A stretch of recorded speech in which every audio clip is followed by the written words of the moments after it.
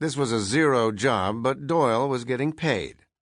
Why anyone would shell out $15 an hour, 3 hours a day, 5 times a week, to check out the empty shell of a rich idiot monster house was something he'd never get. The look-see took 15 minutes, if he walked slow. Rest of the time, Doyle sat around, ate his lunch, listened to Cheap Trick on his Walkman. Thinking about being a real cop if his knee hadn't screwed up. The company said go there, he went. Disability all run out, he swallowed part-time, no benefits. Paying to launder his own uniform. One time he heard a couple of the other guys talking behind his back. Gimp's lucky to get anything. Like it was his fault. His blood level had been .05, which wasn't even close to illegal. That tree had jumped out of nowhere. Gimp made Doyle go all hot in the face and the chest, but he kept his mouth shut like he always did. One day. He parked the Taurus on the patch of dirt just outside the chain link, tucked his shirt tighter. 7 a.m. Quiet except for the stupid crows squawking. Rich idiot neighborhood, but the sky was a crappy milky gray, just like in Burbank, where Doyle's apartment was.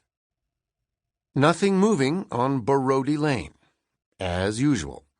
The few times Doyle saw anyone, it was maids and gardeners. Rich idiots paying to live here, but never living here. One monster mansion after another, blocked by big trees and high gates. No sidewalks either.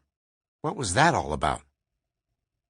Every once in a while, some tucked-tight blonde in Rodeo Drive sweats would come jogging down the middle of the road, looking miserable. Never before 10, that type slept late, had breakfast in bed, massages, whatever. Laying around in satin sheets, getting waited on by maids and butlers before building up the energy to shake those skinny butts and long legs. Bouncing along in the middle of the road, some Rolls-Royce comes speeding down and kaboom! Wouldn't that be something? Doyle collected his camouflage-patterned lunchbox from the trunk, made his way toward the 3-story plywood shell, the third being that idiot castle thing, the turret. Unfinished skeleton of a house that would have been as big as a Disneyland castle. Fantasyland. Doyle had done some pacing, figured 20,000 square feet minimum. 2-acre lot, maybe 2.5. Framed up and skinned with plywood, for some reason, he could never find out why, everything stopped, and now the heap was all gray, warping, striped with rusty nail drips. Crappy gray sky leaking in through rotting rafters. On hot days, Doyle tucked himself into a corner for shade. Out behind, in the bulldozed brown dirt, was an old Andy Gump accidentally left behind, chemicals still in the john. The door didn't close good, and sometimes Doyle found coyote scat inside, sometimes mouse droppings. When he felt like it, he just whizzed into the dirt. Someone paying all that money to build Fantasyland, then just stopping. Go figure. He'd brought a good lunch today. Roast beef sandwich from Arby's. Too bad there was nothing to heat the gravy with. Opening the box, he sniffed. Not bad. He moved toward the chain-link swing gate. What the... Stupid thing was pulled as wide as the chain allowed, which was about 2.5 feet. Easy for anyone but a fat idiot to squeeze through.